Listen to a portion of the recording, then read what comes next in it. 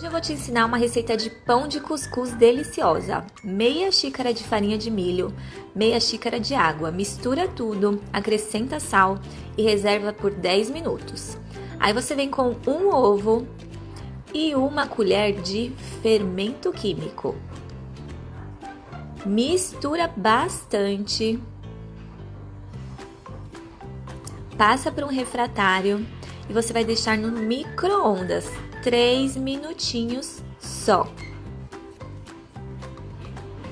Aí você corta no meio e acrescenta o recheio da sua preferência. Eu usei queijo. Deixei na sanduicheira e pronto. Olha que demais, receita super fácil, poucos ingredientes e deliciosa. Faz e me conta. E também compartilha com aquela sua amiga que adora receitas mais saudáveis.